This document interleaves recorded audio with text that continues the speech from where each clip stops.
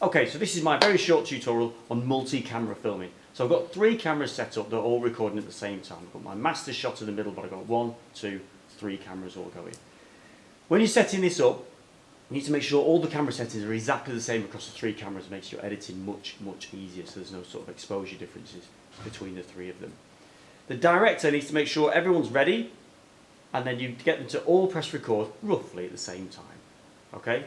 So they're all recording. They do not stop recording until the very end, okay? To make sure it's definitely all the actions in there. What you don't want is the middle camera is recording the whole time, the other one to start stopping. You just record the entire thing with all 3 cameras. Okay. Once you've actually got recording and someone says action, you then could use the clapper board, which is fine, but obviously we don't always have a clapper board with us, but you've always got your hands, so make sure all 3 cameras can see the person that's going to clap, and you just want a nice, solid, clear, okay, and that makes a spike in your audio, which you can sync up. I actually quite like to do 3 of them. And it's a really obvious 3 spikes in the audio, because sometimes you might get something else going on that creates a spike. So 3 claps, really nice and clear. You can sync it in the video, but the audio is the easiest way to do it.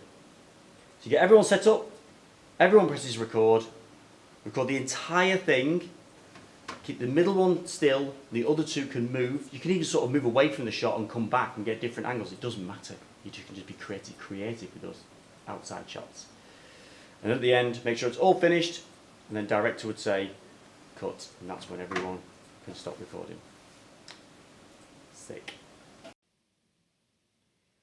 Yo, so now we're going to do the editing of our multi-camera tutorial video. Look at the video, well, hench. Anyway, so once you've got your footage downloaded, what you can do is you can see all my clips here, the 3 clips I've just done, and you can click on the audio just so you can see the video or the audio from these files. Now, obviously, I didn't do the clap until sort of quite late on, but clearly, straight away, I can see there's a single clap there, massive peak on the video, audio, and then a 3 peaks here as I did my 3 claps, which is why I like doing the 3, because it stands out a mile. So what I can do is I can move my cursor, I can press I for point in. Okay, so when I've got that, if I just go back to the video side of it now, sorry for zooming in and out constantly, when I drag that in,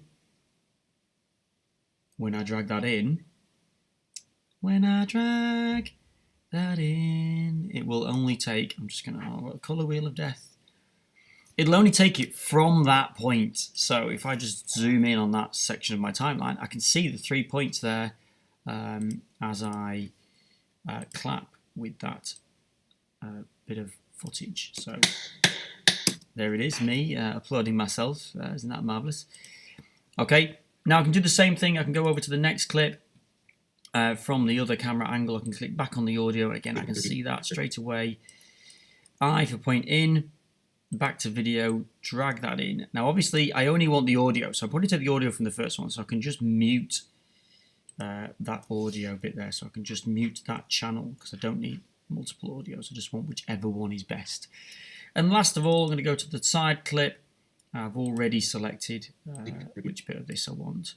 So I go back to video, drag and drop that in, and mute that channel as well. So great thing now is I'll just zoom in on my timeline as well. So if I just undo what I've just done there, H for hand, and I can just move my timeline around. So I can see those 3 points on each of the 3 channels, and I can just try and line them up as neatly as possible. I'll zoom right in on my timeline, it's easier.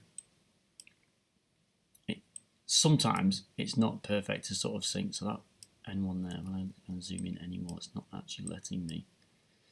That's as close as I'm going to get it on that middle layer, but it should be close enough, which now allows me to basically edit sort of without worrying about the sequence. I know this is all in time because it's synced up perfectly. So what I can do as I'm talking there, maybe I don't want that camera on, I'm just going to randomly just